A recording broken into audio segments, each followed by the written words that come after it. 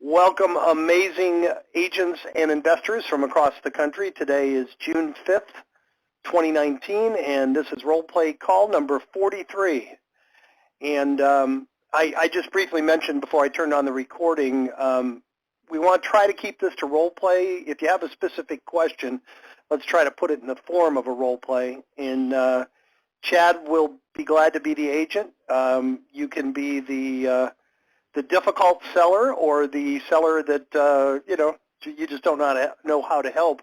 If you do have a technique that's working and you're brave and you want to be the agent, feel free to do that. We do have 2 people in the queue now. We got room for more. Just hit *6 and hit 1. Chad, anything you want to say before we get started? No, I don't think. Just remind everybody that if this is your first role play call, these are archived, so we have 40-plus hours of these in our conference call arc. It's doing it again, Chad. I'm getting every other word. I don't know what else to do. I have full bars and my usual setup. Okay. Well, if it gets bad, just interrupt me and I'll take a seat. Yeah, it's pretty bad, but we'll give it a shot. Let me not try sure what's going on. Headset and see. Say again? Is it better with the handset? No, same thing. So it must be the phone. Now it's perfect. Don't whatever you don't change anything. Let's go to the first person in the queue. First up is phone number ending in 4117. You're up first. Well, good morning. Well, good afternoon. Morning, sir. My name is David Yes, sir. Ernst. I am pretty new at this role play, but let's go ahead and try one. What is the gentleman who's going to be on the other side? Who'll be the seller? That is our illustrious coach, Chad, trainer, and Chad will be the seller. And do you want to give him a little bit of background, or you just want to jump into it? Oh, I'd rather just jump right into it. This will be something different for me. Ring, ring. Chad, it might be my connection. Can you hear him okay, Chad? Yeah, I can hear him fine. Is he breaking up to you? Yeah, let me call back in. In the meantime, you guys go ahead and do the role play. I'll hang up and call right back in. It must be me. Okay, go ahead. So, Jim, sorry Hello. for you guys that are just getting started. Jim, before you bail, I'm not logged in as a host, so just make sure that. Oh, he may have already bailed. Okay, sorry for the technical difficulties, guys. Hello, this is Chad. Oh, hi, Chad. This is David Ernst with Keller Williams Realty. I'm a local real estate agent who specializes in handling estate sales. And I was wondering, are you the gentleman in charge of handling the estate for Rose Broussard? I am, Dave. We've got it handled. Thanks for your call. All right, so you are the one in charge of handling that estate. Wonderful. Well, I was calling. I am, and you guys have driven me crazy today. We've gotten like 7 calls from realtors. I'm not interested. We've got a realtor. Okay, so you guys have had a lot of calls from realtors, and I can appreciate that. So you are looking to sell the real estate, is that correct? No, we're not sure yet. Okay, so you're not sure if that's. But it sure seems like everybody else is interested in getting it sold. Well, I mean, a lot of times families need a couple of different things done. They either need to have an assessment of the value of the property for the estate, whereas one other family might buy it, or they want to go ahead and get a value for the estate purposes and then turn around and sell the property.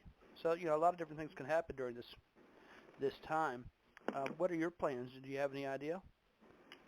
Like I said, we don't know right now. We've got a realtor we worked with for our last 5 purchases and sales, and we're happy with them. And we plan to use them whenever we do figure out what we want to do. Okay, so you've got a track record with a previous agent that you've assisted your family in the past. Is that right? Yes. I see. Well, I can appreciate that. So realistically, does he handle all of your affairs no matter where the property is located? In the past, yes. Mm-hmm. Wonderful.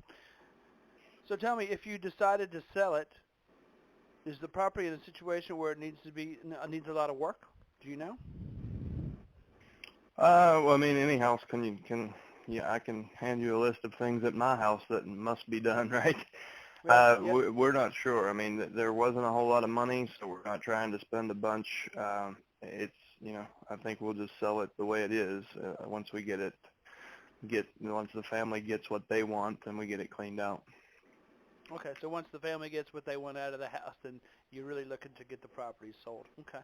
You know, I work a lot with investors in the area that buy properties just like this. Have you? Yeah, we've Would heard you from be them open to too, me Dave. taking a You look know, at it? we're not selling the house for 50 cents on the dollar. We've heard from those guys already. Okay. So you'd prefer not to sell it as a wholesale deal. You'd like to sell it retail pricing. Is that right? Well, whatever that means. I prefer not to be raked across the coals because we're in a really shitty situation already. I see. And I've talked to some people that are only interested in in taking what the family has left from this. So I don't want to talk to those guys. Well, I can definitely appreciate that. Well, the reality is it's my job to help you as a seller, sir, get the max amount we can for the property in the market that we're in. Does that make sense? Sure, and you're welcome to So, bring us a buyer. Like I said, when we're ready, it'll go on the market, and you're welcome to bring us a buyer. right. So, okay, so it sounds like the plan is to actually get it sold. And you mentioned that you were going to have the house cleaned out. Have you contemplated doing any work to the property before you market it? Well, like I told you, we're not sure, and we're probably not going to be doing much of anything other than just selling it. We have busy lives, and it's already more than we can handle. We're not trying to spend 6 more months doing this. Well, I can appreciate that you'd like to have it done sooner than later. So the reality is, it sounds like you want to make the most of the money that you can on the house, considering the condition that it's in, right? And you mentioned to me that you have dealt with an agent in the past. Don't you think it might be worth one more opinion before you go ahead and get wrapped up into a contract, just to make sure you're getting the most you can for the house? Well, I mean, they've done us well in the past. I mean, we've made money on everything we've ever sold, and they've got us into the acquisitions. So I feel comfortable with Joe. Right, and it sounds like those were actually flip projects. Is that correct? No, we move every 2 or 3 years as life progresses. I see. Okay. So and are there any other decision makers involved in this one? Yeah, I mean, I have a sister, and I mean, I'm the executor, but I think, she has a say in this. It's half of everything is hers. I see. So it's you and your sister the main decision makers. Okay, and I can appreciate that. Right. Well, I'll tell you what, I'd love the idea of just coming by and meeting you and taking a look at the property. Would you be open to meeting me there this week, maybe tomorrow evening at 6 o'clock? Dave, I don't really see why. I mean, like I said, we plan to sell it with Joe. He's been loyal to our family for years, so we plan to use him. If you want to come by and look for a buyer, I'll make sure that we take your information, and Joe will call you whenever he's ready to put it on the market. So, I mean, you wouldn't be interested in trying to save at least 3% of the commission by possibly working with a buyer without Joe? Do you have buyers? Yeah, we have plenty of buyers, sir. And there are plenty of buyers that are looking in this price range. Yeah, I mean, if you have a buyer in mind, if you want to bring them by, then we can find a time to meet up where you can bring them by to take a look. Perfect. Well, listen, so I've got some availability tomorrow night at 5 o'clock, or would 6 o'clock be better for you? You're bringing the buyer by? No, actually, I'm going to come by and make some photographs of the property and take a look at the condition that it's in, and then I'm going to go ahead and send it out to my buyers electronically. Okay. Yeah, well, 6 will be better. I get off work at 5. Okay.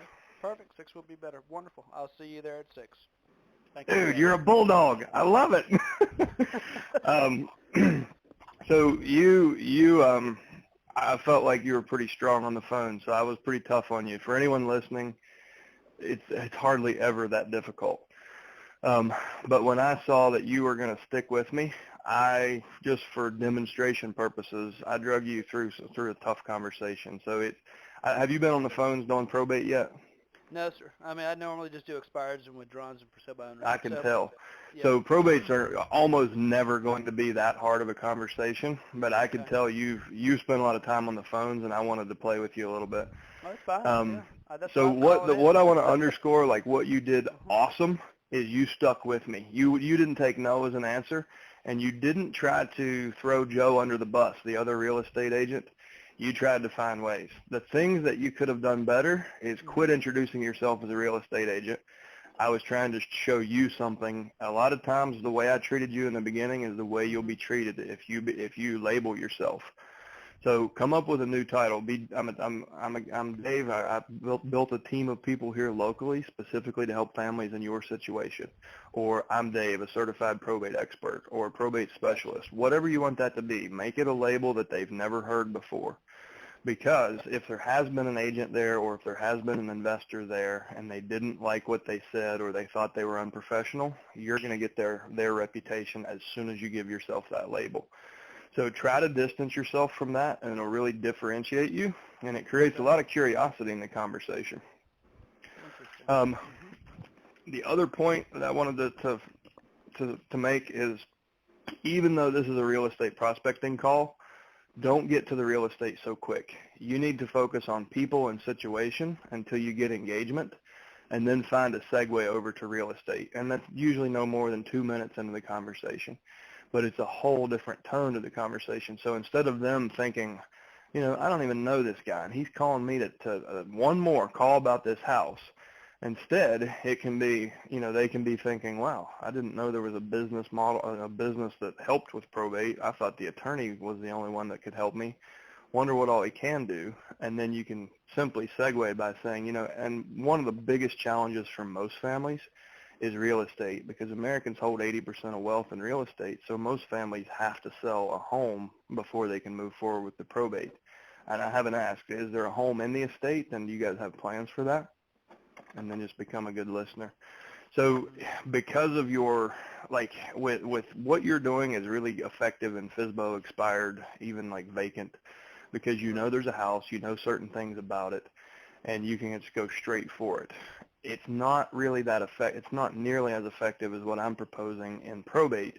If you focus on the bigger situation and the people, and then offer multiple hooks. So those spokes in the wheel that we talk about, you're kind of the hub.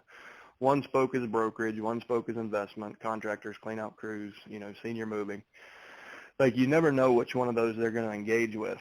So you kind of cast that wide net, get them to engage with something, and then find a way to segue into real estate to find out if you should continue on the phone call or wrap it up, and see how you can help them and wrap it up. That's my feedback, but huge points to you for sticking with me, because I was kind of being an asshole to you. That's okay. Are you following a certain script, Chad? Because I don't have a script lined out for this type of call yet. I've received a script from a friend of mine. But, you know, I need the to work best on thing I can point you to, if you go to alltheleads.com, click on blog. Okay. And I think it was last Tuesday, we posted there's like a Tips from the Trainer is a video series that I do. All right. And that'll help you understand what we do in lieu of scripts. So we provide a conversation framework, and it's a probate seller interview sheet. It's just a simple kind of conversation outline in Microsoft Excel. And the idea there is, rather than try to teach you language, is to show you what information you should be gathering in what order, and then you plug in and you have great sales language. You're good on the phones, I can tell. So I can, you know, it's teach a man to fish, don't give him the fish, basically. Right. Okay. So you call that's under your blog section is where you find this probate seller interview sheet. Is that right? You're not a subscriber yet? Not as of yet, sir. No. Okay, it's not. So it's on the subscriber portal side, but you can watch that video on the blog. I think it's called The Best Real Estate Script or something. But and then if you email support at All the Leads, we can get you a copy of the probate seller interview sheet. But also, you want to look at the Roleplay archive. So every one of these calls is archived. If you go to the system at the top of alltheleads.com, the system, and then it'll say complete the probate system, and then you'll see conference call video archive, and it's broken out by year and month. And we have these calls for the last 43 months. We have a lot of these. So we'll go through in a lot of those. And also, I'll mention this. In the top right-hand corner of alltheleads.com, there's a search bar. And you can type in things like initial conversation, common objections, attorney, just kind of keywords, because that's a global search tool. So it'll bring up any blog post or role play calls or mastermind calls where we're having these specific conversations. And you can start to kind of get an idea of what our approach is and why we don't use scripts. And the biggest reason is these can go in a million directions in the first 30 seconds, so it's nearly impossible to script. And I find that, scripted salespeople off script lose credibility fast. So I would much rather get you to a level of confidence where you know what questions you need answered, but you don't necessarily have what you're going to say already on deck, right? Well, the whole idea is just to have a framework in place because, look, you ask Yeah. some questions and then it leads you to other questions that are not on your script. So, I mean, yeah. Yeah. So I'll say this, you are going to do really well with this. You got super strong skills on the phone. You need to unlearn a few bad habits, and as soon as you jump on and start making these calls, you'll understand why. Because you're going to hear, nope, we got it handled, or click, mainly because of the way we approach a lot of other lead types. You get a lot of positive reinforcement in the form of checks in the bank. And it's kind of hard to unlearn that. But as this becomes a more competitive space, you kind of have to get away from labels and be patient in getting to the real estate part of the conversation. But beyond that, you'll be golden. Like you'll do really well with this. So now let me make sure that I understood you on that one point, is that I need to go ahead and find from your blog site, I need to, there's on that site I can look at your whatever you're calling it, the bigger situation. That's what you want me to find there? If you go to alltheleads.com in the top Yep. right, in the menu, you'll see blog. Right. Click there and then scroll down a couple of posts, and you'll see one about the best probate real estate script. Okay, perfect. I will take a look at that. Thank you, Chad, for your assistance on that. Hey, Sure. David, I'm back, by the way. It was my internet, so I called back on the landline. I just wanted to compliment you. I think we've been doing these for about 4 years now. It's our 43rd call, and I think that's probably only the second or third time that an agent stepped up and was willing to, be on the hot seat. So congratulations. That takes a lot of guts, and you got a lot of skill. You're going to do great with this. Well, And for anyone else who's working up courage, I won't be that mean to you. I felt that he was strong on the phone. That's the only reason I was so tough on him. Well, thank you very much, sir. We appreciate it. We got 2 more in the queue. We got plenty of room for more, guys. We got another 45 minutes. Let's hit *6 and hit 1. And next up is phone number ending in 3745. You're up next. Hey, how's it going, guys? Welcome back, Chad. I just want to tell you guys you're doing an awesome job. I was actually hoping my caller was going to be able to be here, but she's still stuck in traffic, has not been able to come to the office for this. So I'm probably a bad example, but for about every 100 calls she's doing, she's getting us 5 to 7 appointments. So it's working out relatively good. That's However, awesome. I wanted to start calling myself, where what I'm realizing is most of these people want some form of agent representation, and I'm strictly a buyer. So I do have a full team. We specialize in probates. We've been buying them full-time for 12 years. We understand the process. It works well, but I happen to be a little bit of an aggressive buyer, and I need to learn to take that hat off quicker and go towards being, that we can help you and represent that. So I kind of wanted to build a little bit of a framework, as far as how that initial conversation goes when I start interacting, because another trait we've realized is we're really pushing the team that can help you with the overwhelm you're dealing with. The majority of people that are responding to that are literally within 1 mile of our office. So I think that that hyper-local presence really makes a big impact for those people, because we're, market specialists on top of people who are able to help them with the overwhelm they're dealing with. However, I wanted to kind of start onesie-choosing my way to, reaching out to some of those people locally and just, again, build that framework for me to, get that initial conversation. And as much as I want to buy, knowing I should cut myself off and say, okay, well, let me send, our team out there, our agent, and kind of start with that. So a couple questions. Okay. You do have a good brokerage partner, right? Yes.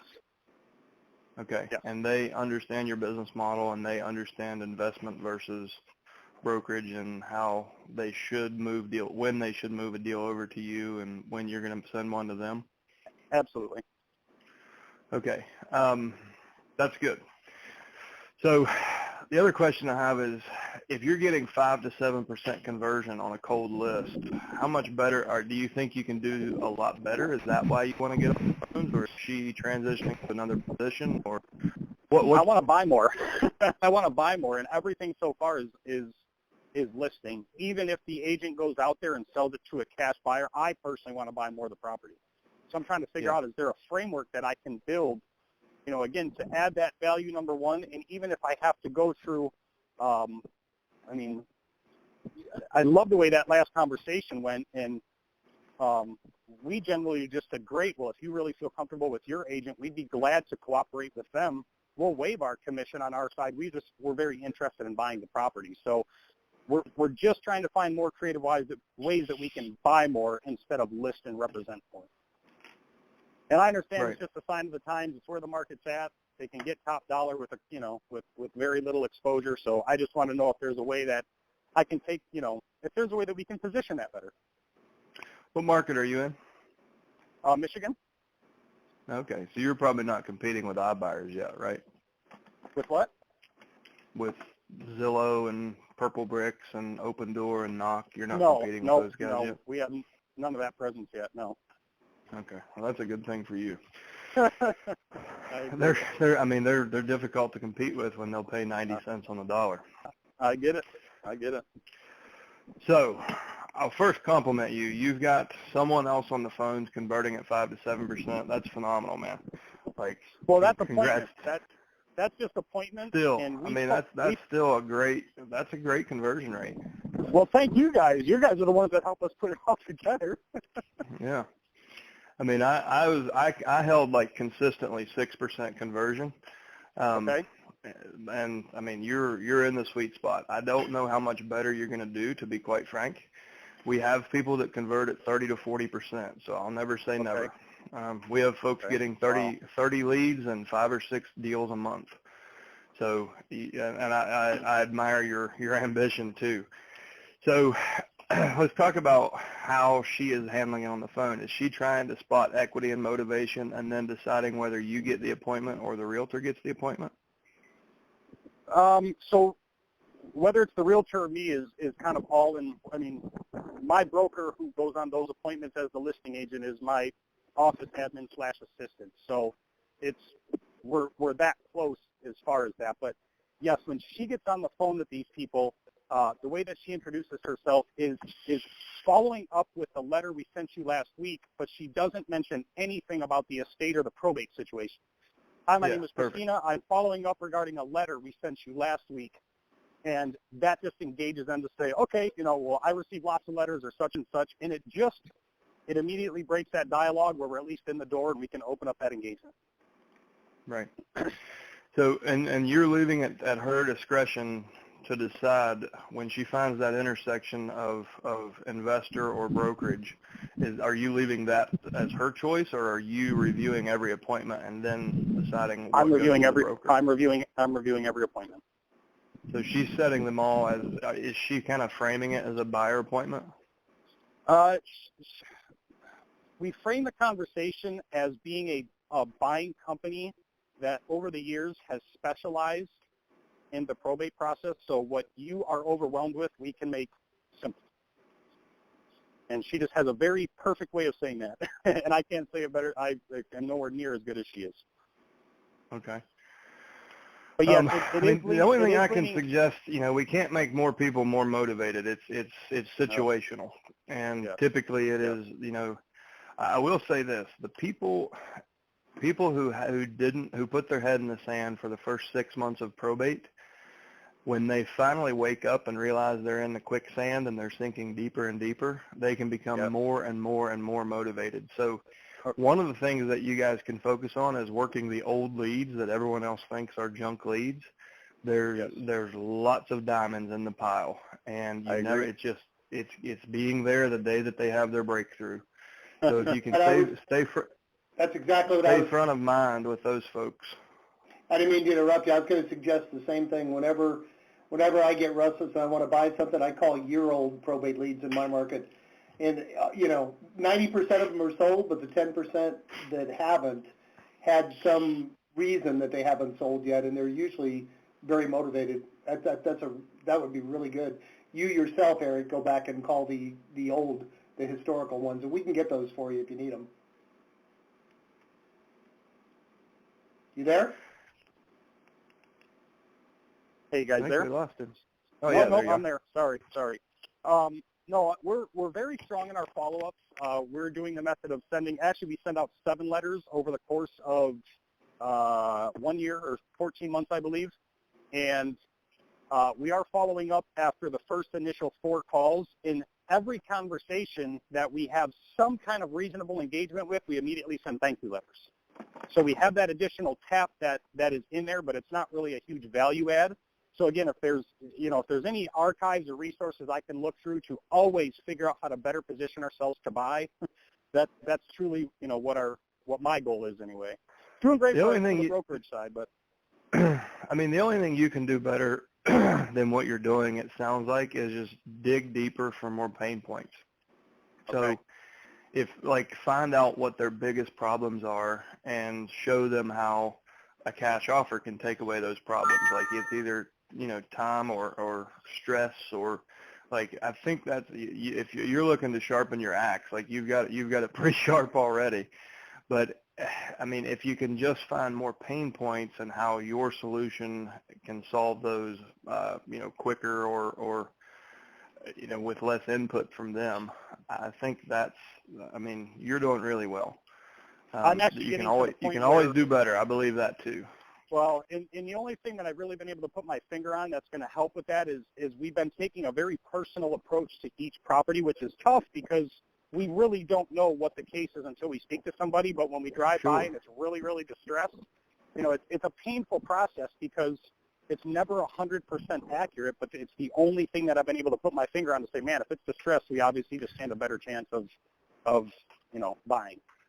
So I want to share an idea with you, and I'm going to preface this. I'm going to, I guess I'll disclaimer this. I got the bright idea one time to send out an offer to everyone on, and this wasn't a probate list. It was a high equity. It was a different list. I haven't tried this in probate, but I sat down once and I wrote contracts. I have like a 1-page wholesale contract, and instead of sending a letter, I sent an offer on every single house, but I left the dollar amount blank, and I put a Post-it note on it that said, "Call me, let's fill in the blanks." It worked. And, well, I had probably a 20% response rate, but most of them were irate. Because it was I was trying to find new lead sources, so I took a list of homes. I just went to List Source, pulled a list of homes that haven't transferred in 9 years that had at least 51% equity. So they were, statistically, they should be around the point of selling. And man, did people get upset. There's so much emotion tied up in primary residences. But with probate, I think that you would ruffle less feathers than you would there, because these people are happy in their homes and no intention of moving. Where with a probate family, they 90% chance they're selling it. So you may be able to take something from that story. And I mean, it sounds like you guys are aggressive marketers and you're confident in what you do, and you can stand up to that on the phones, I'm sure. But maybe consider just putting even if it's a completely blank offer with a Post-it note. If you're sending 7 letters, maybe consider making that one of your mail pieces. And so, we find that at least 2 out of 10 families just don't have they're not in a position to deal with selling conventionally. So one of the things that we have a ton of experience is just writing checks to families to make problems go away. But we also have these services in-house. Okay. And that's literally just an LOI formatted letter that you use a mail merge setup to put the basic information in there, make it appear like a letter, and let's fill in the blank. That's literally what that is. But it's not an LOI. It's bold at the top. It's an Purchase offer, and sale agreement. Purchase agreement. Okay. And I signed it. I signed my side of it just to make an impact. You mass mailed those? Yeah. And I'd love to talk with you about the process behind that so we can implement that quickly, but we'll have that set up in less than 30 days. I love that idea. Yeah. But that might be something that gets you into more acquisition conversations. Okay. And I don't know. I know thousands of real estate investors. I don't know anyone who's been dumb enough to do it but me. But I'm going to tell you, I got on the phone with a lot of people. I was just mailing the wrong list. And that might be something that might shake the trees a little more for you. I love it. You guys rock, man. Thank you so much. I'll let you know how it works. Yeah. Awesome, Aaron. Keep coming back. You always have good stuff to share. We appreciate it. We only have one more in the queue, guys, so the call's going to wrap up early. If somebody else doesn't participate, hit *6 and hit 1. We got 75 people on the call. There must be somebody else that could use some help. Don't be shy. You don't have to be like our first caller there, David. You can be the agent, and you can be the seller, and Chad will be the agent. In the meantime, let's go to our last person in the queue now. Phone number ending in 3246. You're up next. Hey guys, I hate to make this even worse, but I got a really quick question. On the phone numbers on my list, now I'm noticing this lowercase c in parentheses. I'm assuming that stands for cell phone, but I just wanted to verify because I'm all nervous about this do not call thing. I actually haven't seen that yet. Tim, are you on the line? No, Tim's not on. I haven't seen one of those. I'm not, I should, I don't know. Is it on a lot of Yeah. the numbers? It's on maybe a third, and it's usually on a do not call number, but sometimes it's, I was assuming it was cell, but it's also on regular, well, it's hard to tell. Is it on the very top number? No, it varies. So typically typically the personal cell phone is the one we rank as number 1. So it'll display as the first number that you see from top down. Agreed. Yeah. You know what? Let me go back and look at that. Maybe my mind's getting ahead of me, but it's a lowercase c and it's in parentheses. And yeah, and then if you want a quick answer, just send an email to support@alltheleads, and somebody, probably Tim or one of his people, will call you right back and explain it. Okay. All right. Anything you want to role play today? Any places you're getting stuck? Anything you need help with? No. I do okay, but then it's still not a natural thing for me. But I got to do what I got to do. But so far, so good. I'm gonna engage you a bit because no one else is in the queue. We're waiting for somebody else to sign in. Hit *6 and hit 1. But what's unnatural to you about the call? Well, having these do not call banners next to it really messes with my head. First of all, I'm in a very litigious area. So and I got a thing in the mail the other day about a class action suit for these cell phone calls. So that doesn't help my confidence. Maybe this will make you feel a little bit better. We've been doing this almost 6 years. We estimate our subscribers have made about 3 million calls before we 5 million. 5 million calls before we even started supplying which ones are on the do not call. And to our knowledge, no one has ever had a formal complaint lodged against them. So that's number one. And the other thing I would tell you, I used to coach for Mike Ferry back when this do not call thing was when it first came out. Everybody was afraid of the $10,000 fine. One of my clients one time got a letter from the FCC that said it's come to our attention that you might be calling people on the do not call list. It said we don't have the manpower to investigate individual complaints, but if you're doing it, please stop. So we're in a tough position as a company. We can't tell you to do something that technically maybe you shouldn't be doing, but I can tell you that I don't think, to my knowledge, I don't think anybody has ever been prosecuted or fined for an individual call. They're going after the robocallers, and the reality is when someone agrees to be the executor of the estate, they're agreeing to, go ahead and put my information into the public records that I'm the one to contact about this estate. So if you did have a problem, I think you have a very defensible argument. But having said all that, you got to do what you're comfortable with, and what your broker feels is right, and you got to make that decision yourself. But I suspect that little thing you see there are just the ones that are on the do not call. I think we downsized. There was a lot of people that were intimidated, so I think we just downsized the logo, and I suspect that's you did. Now there's just a red asterisk where before it was a capital DNC. There you go. And I'm with you. I got to go back through the list. I was literally just making phone calls, but I had to hit the road real quick. I'm in my car now, but I'll go back and look at that. I did have one caller ask me. I mean, he really hemmed me up, called me on the carpet. He said, "Are you calling me?" And it was a do not call number. He said, "Are you calling me to solicit business?" And he just kept repeating the same sentence. And I'm like, "Oh, well, I'm just here to help you," and blah blah blah. Chad, and he kept repeating the same sentence. role play that with him, Chad.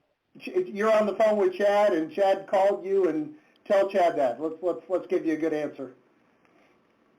So, Rick, hi, Mr. Corbett. I'm trying to reach Chad. Oh no, I'm the guy. I'm sorry. Go ahead. Sorry. What was your name again? Rick. Rick. So ring ring. Hi, I'm trying to reach Mr. Corbett.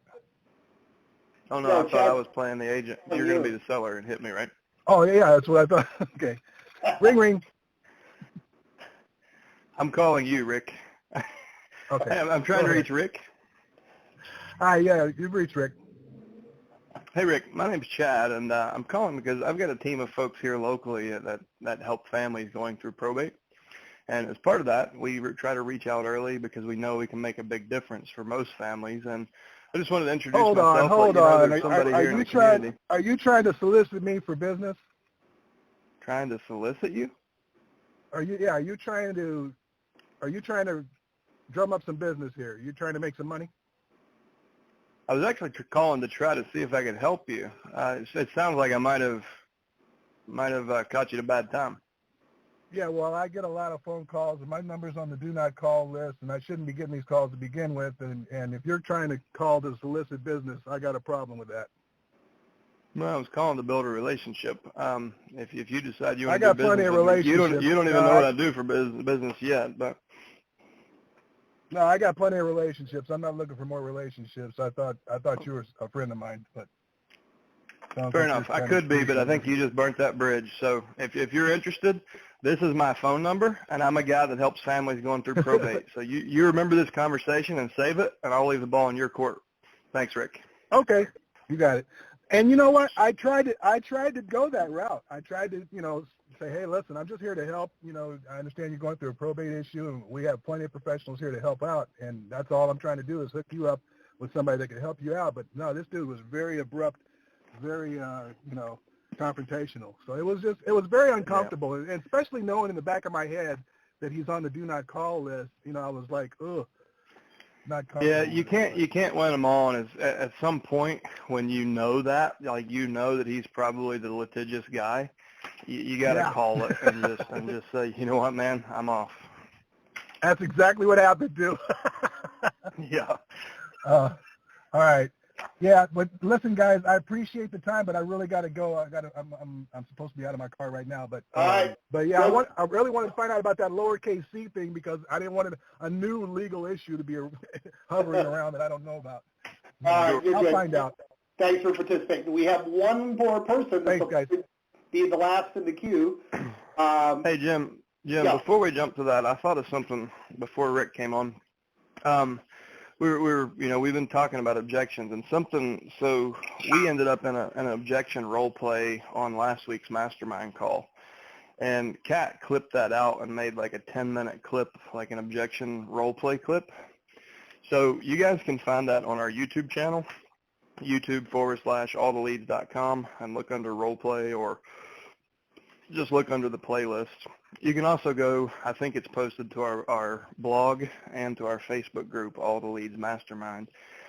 But if you want to hear, just common, conversations around these common objections, keep an eye on, we do a lot of different things, and that's just one of the, that happened on a mastermind call, so we carved it out as kind of a standalone content.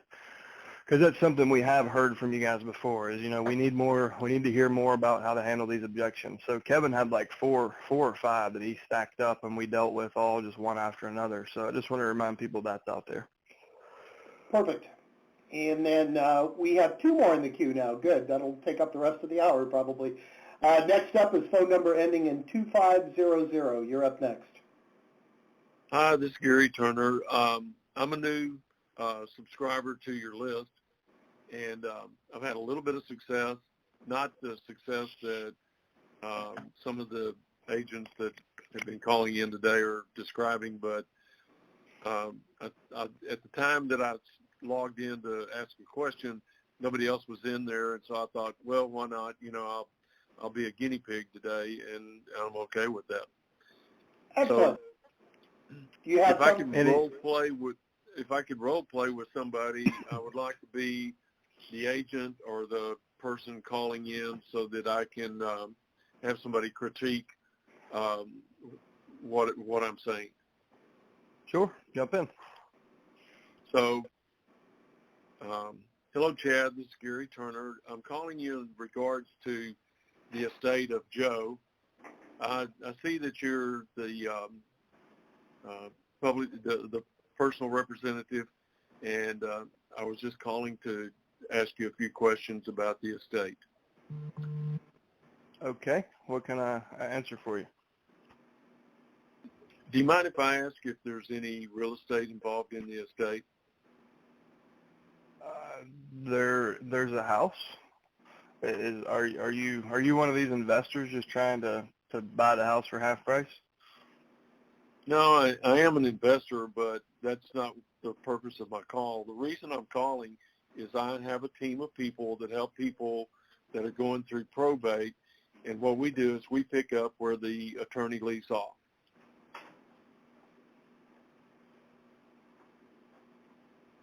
Okay. Does that sound like something that I could perhaps offer my services for? Well, the attorney has done pretty much everything so far. I don't think he's leaving off. It seems like, we got control of the bank account, and we've paid the bills as they come in, and he says just wait for him. He'll tell us what to do next. So I think he has it handled. Well, oftentimes there's real estate involved, and that's where I provide the most service. And the way I do that is I'm a general contractor, and I'm also a realtor.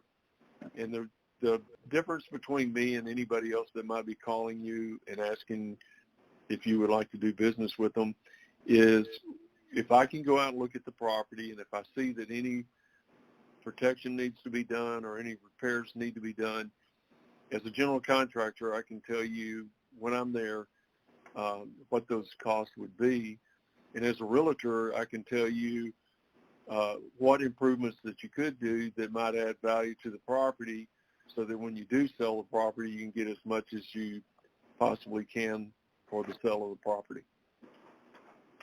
I'm going to break here. It was Gary, right? Yep. I want to break here. You are approaching this very much like I did when I first started. And I want you to pay attention to how many times you say I and how much time you're focusing on yourself and your business and what you can do. Those are all good things, and you need to convey that and do at the right time. In the beginning of these conversations, because they probably are hearing from people they don't trust, they are, kind of in an emotionally volatile state. Focus on you. So try to change those statements, then focus your energy on them, not on your business. Because without engagement, like if you don't build rapport, they're never gonna listen. But with rapport, they'll give you all the time in the world to talk about your business.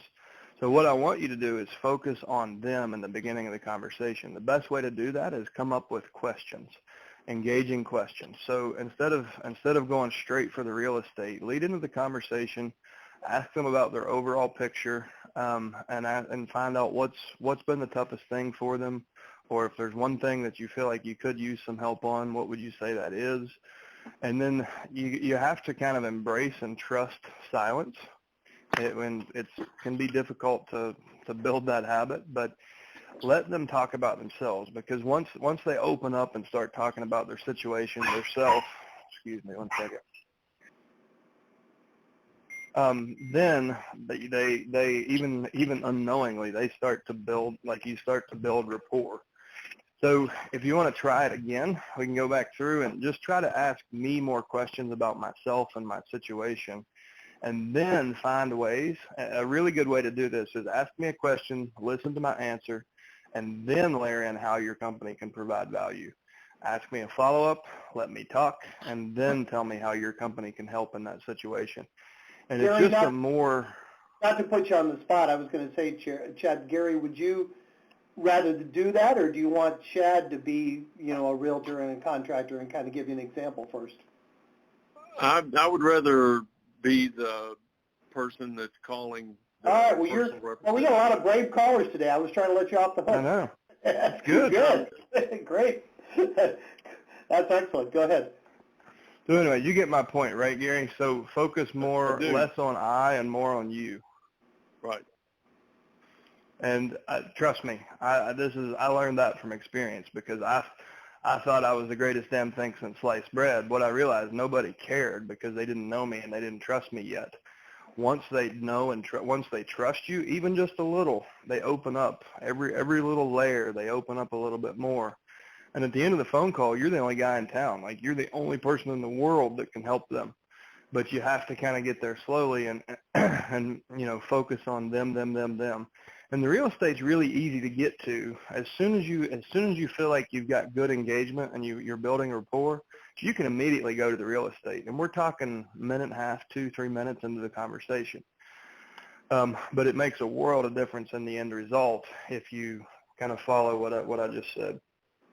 So let's jump back in. Call me again. We'll start from the beginning.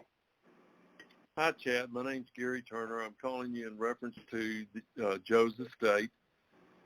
And I just wanted to ask you a couple of questions, if you mind.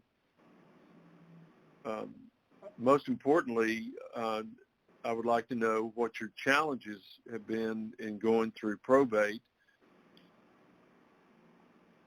if you've had any challenges. I mean, I get you're on the spot. You're being brave. Think of me as, I feel like you're and it's your first cut through, so you're thinking about what you're going to say. I feel like that's not the real Gary. Like, if I met you at the country club, that's not how you would talk to me, right? Don't know. I don't. Yeah, I'm all new at this. I mean, I just got my first set of leads, and I've been I understand. People, so I'm trying to train myself, I guess you will, and that's probably not a good choice of words, because I hear you talking about you want people to engage and not be scripted, and I may be at the moment I'm thinking more scriptive than I should be thinking, is just trying to engage you.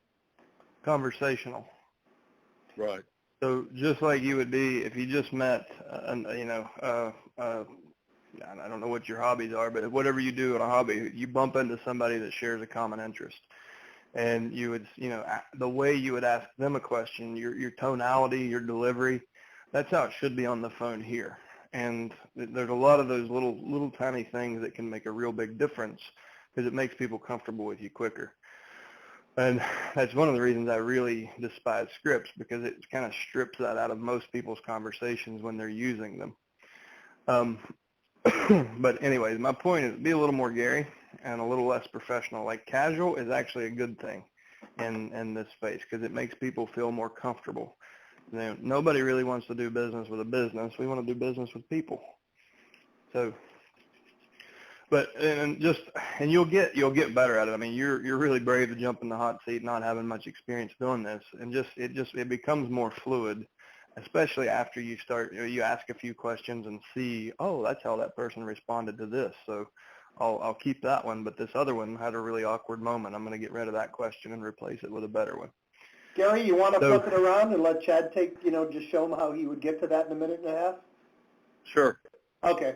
And then we got one more person in the queue, and that'll wrap it up. I'm going to close the queue. And Gary, so you're a broker, a realtor, investor, contractor. You've got like a one-stop shop already, right? I do. Okay. So ring, ring. Hello. Hi, I'm trying to reach Gary. This is he. Hey, Gary, my name's Chad. You might recognize, I sent you a letter last week, and I had a couple minutes in the office today. I just wanted to follow up and make sure you got it and you understood why we sent it. You remember seeing a letter from Chad Corbett?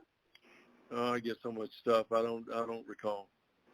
You must be like me. I think I open mail maybe once every 4 months, so no sweat. I'm glad I caught you today.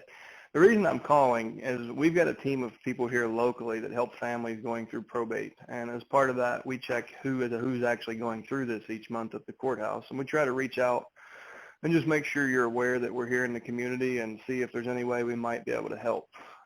What's been the toughest thing for you guys so far, or is everything going pretty smoothly? Well, I guess just the delays that we're going through the probate process itself. Yeah. Are you guys working with a probate attorney? We are. And you feel like they're doing what they can, or are they part of the delay? Well, no, we just feel like it's a lengthy process, and they're, taking us through the process. But Sure. We have no idea, because we've not done this before. Yeah, you don't know what you don't know, right? Right. Well, that's common. That's where most of our clients kind of feel the same way when we first meet. And frankly, most people are really shocked that we're willing to pick up exactly where the attorney leaves off. We help families handle everything that's non-legal.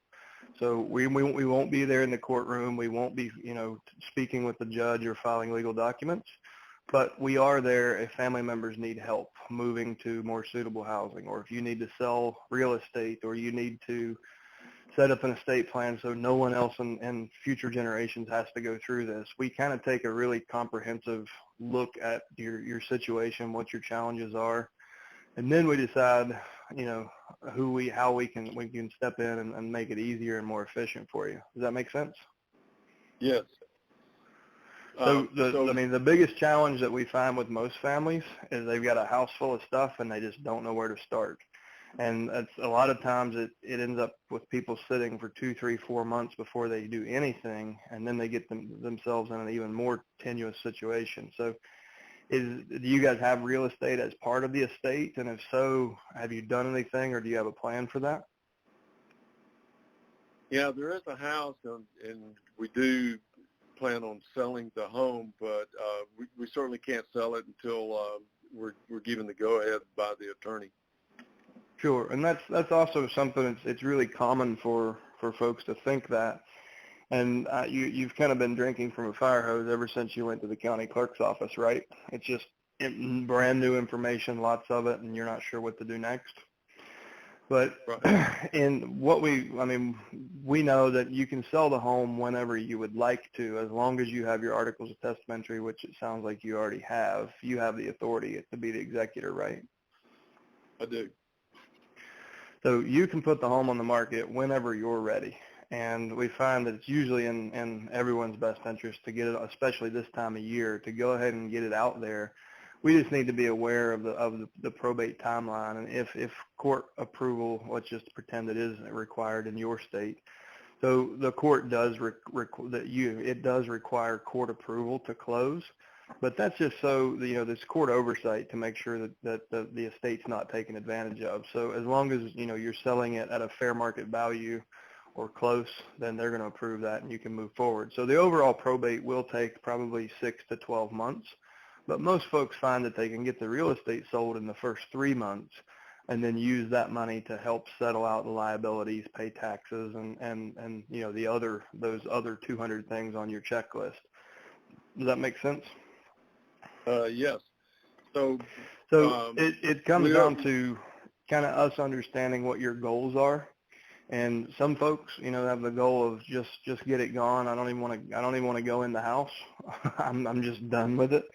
And others, we go as far as to even help them rehab the home and get maximum equity for the family. We have our own construction business. We do brokerage. We have cash buyers that we work with. It really depends on you and what you think is what your goals are, and then we can tell you how we can help.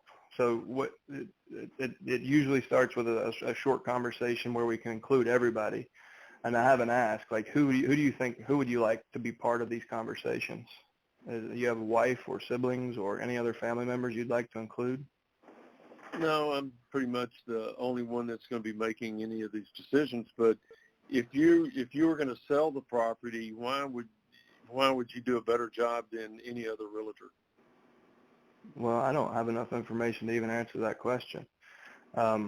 It would, like, I have questions about personal property being one of the biggest. I mean, is their personal property? Is it still in the house? Has the family taken what they wanted? And what is the plan for getting the house cleaned out? Well, at this point, all the family members have gone through the house. There's some remaining items that we plan to give to Goodwill. And so we just, at this point, somebody needs to just go over there and finish cleaning out the house and I guess put it on the market. Okay, so nothing of much value that needs to be dealt with, just donations and trash outs. Right. All right, and you guys have the time and energy to take care of that yourself? Well, we'd rather not. Is that something that you do? It is. So, I mean, you ask, the reason I answered the way I did, I mean, sometimes we will just, we'll bring you an offer from either from our office or from one of our buyers, and we'll buy the house, the contents, everything in it. And a lot of times that means it's sheds full of tools and cars that don't run and satellite dishes. I mean, you name it. A lot of things that's really stressful and like the family doesn't really know how to deal with, we can take that off the table. We'll do everything in one fell swoop. Other times we'll find specialists, like for example, if it's, firearms or any kind of collector's items, we have specialists that know how to get the most value out of those things. And obviously that money comes to you, not to me, but we can make sure that we get as much money as possible in the estate before we go to donate things. And then we have crews that come through behind, clean the house out, get it ready for staging and photography if you're going to go a more conventional route. And like I said, it usually starts with us sitting down with you. And once we kind of understand the bigger picture and everything that you have on your plate, then we can clearly see the path and we can say, here's exactly what we recommend. If you agree, then we can move forward and kind of execute the plan. But I think what you'll find is the scope of our service goes well beyond the service, what a typical realtor would do for you. For example, when this is all said and done, we'll make sure you have a chance to sit down with our financial team, and you'll have, if you want this, you'll have a CPA, a registered investment advisor, and a family law attorney. And they can sit down and show you how you never have to go through this again, and you can achieve that a lot cheaper than the cost of probate. Because what you'll find once you get through this, most families are going to lose 4 to 7% of the estate's value just on the expense of probate. And we can set up a trust for you way cheaper than that. And that's just one of the things we do after, when most realtors would have moved on and forgotten your name, we're still there helping you because we're looking at the bigger picture. So I've got one an hour and a half on Friday from like 3:30 to 5. Is that a good window for you to meet up and take a look at everything? Yeah, I'm going to go ahead and make the appointment for you because I know we're running out of time and there's another caller that probably has. But I appreciate the feedback and the pointers. So. And Gary, I feel like sometimes you have really good intentions. That's obvious, and I feel like Chad does that so well. We don't want you to feel overwhelmed that you have to be that comfortable and that glib right away. But if you just simply get in the habit of asking a couple open-ended questions up front, like we know this can be tough on the family. What's been the most difficult part of it for you so far? In other words, let them tell you what they need help with before you start telling how you can help them. That will go a long way towards, getting as good as Chad is on the phone. And you don't have to be that good to believe me. You're going to just asking the questions and being interested in how you can help them is going to put you ahead of most of the people they're talking to. So don't. I'll say, Gary, it's obvious that you're the right guy to have on their side. Like you're equipped to handle stuff better than most, and you can deliver that all in one package. So the point I was trying to make is just look for those little openings of where you can talk about your business and how great it is, but make it more natural and conversational. Don't feed it to them. Find a way to slip it into the conversation, kind of one layer at a time. So I'm not being that critical at all. I mean, kudos to you for stepping up on, just now getting this started, and please come back and join us again. Well, I certainly will, but I would like to, allow somebody else to ask their question. Yeah, we're good. Actually, we're out of time today, and the other person was David, who was originally our first caller, was on the line. He must have had to go. So, but we're about 5 minutes over anyway. So, Gary, please, if you need any individual help or anything, call our support line, and we'll call you back, you know. And come on the mastermind call tomorrow. We can talk about it a little bit more if you need more help. Right. Well, I'll definitely make the call tomorrow. All right. Thank you, sir. Guys, thank you so much. We had some brave people. Our first and last callers got on the hot seat. That's very unusual for this call. So I want to thank all of you who showed up today. Great attendance. I want to particularly thank those that have participated, and especially David and Gary. And I want to challenge each of you, you know, take one idea, one thought, one thing that you heard on today's call, go out and put it into practice and come back every week and share it with us. And don't forget, the mastermind call is less than 24 hours, 1 o'clock Eastern tomorrow. Thank you so much for being here, guys. We will talk to you soon, and make it a great day. Take care.